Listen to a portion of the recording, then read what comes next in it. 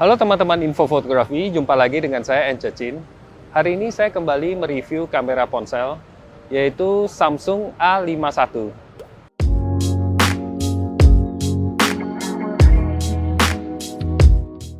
Kamera ini saya pinjam dari Rojak, yaitu salah satu asisten saya. Dan saya akan gunakan untuk foto-foto di sekitar Jakarta, terutama di sepanjang Jalan Sudirman, dari sore sampai malam hari.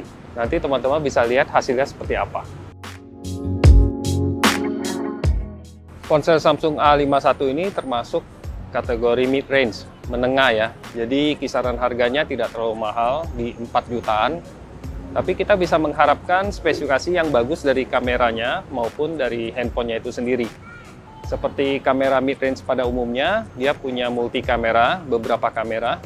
Yang utama adalah kamera yang sensornya 48 megapiksel dengan bukaan f2 cukup besar dengan sensor setengah inci. Nah, kemudian ada yang ultra wide, itu lebih lebar lagi, dia sudutnya 123 derajat dengan bukaan f2,2, dan juga yang menarik ada kamera untuk makro ya. Kita bisa motret dari jarak sangat dekat, yaitu 3-5 cm. Nah, satu lagi adalah kamera untuk mengukur jarak. Yang saya sukai dari kamera ponsel yang mid-range, itu biasanya dia punya kamera dan lensa yang ultra wide.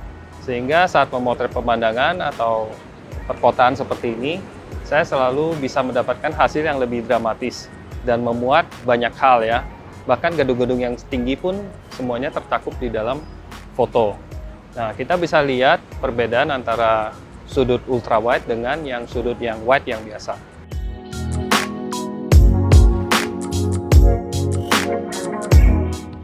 Kamera utama dari ponsel ini itu mendukung sampai 48 megapiksel. Itu banyak sekali ya. Tapi untuk mengaktifkan mode ini, itu sebaiknya kita memotret di kondisi yang sangat terang seperti kondisi siang hari. Tapi kalau misalnya kondisi yang gelap, saya anjurkan lebih baik yang mode normal yaitu 12 megapiksel saja. Sebenarnya yang 12 megapiksel itu udah bagus untuk berbagai keadaan. Jadi kalau teman-teman cuma untuk sharing foto di sosmed atau untuk cetak ukuran yang tidak lebih dari 1 meter, sebenarnya menggunakan yang mode normal aja yang 12 megapiksel itu malah lebih bagus.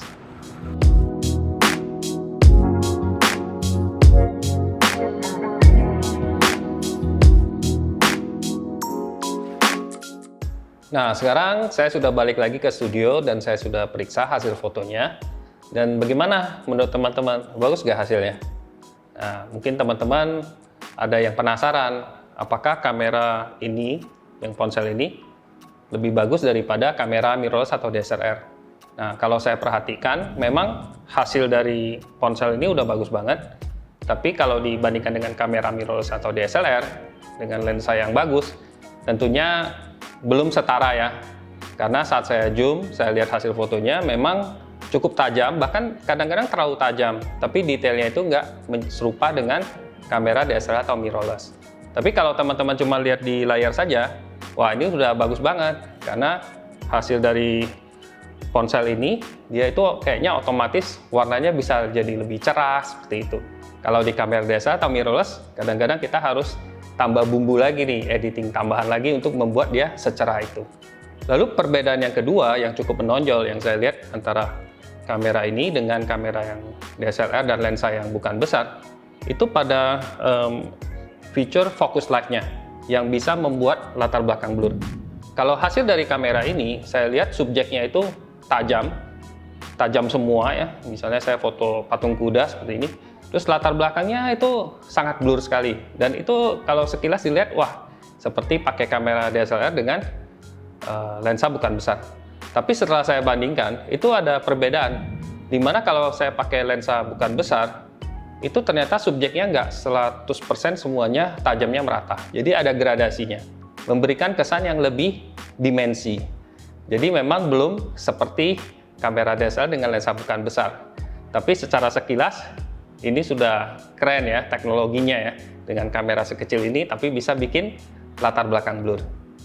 Jadi menurut saya, kamera yang ada di ponsel Samsung A51 ini cukup worth it ya.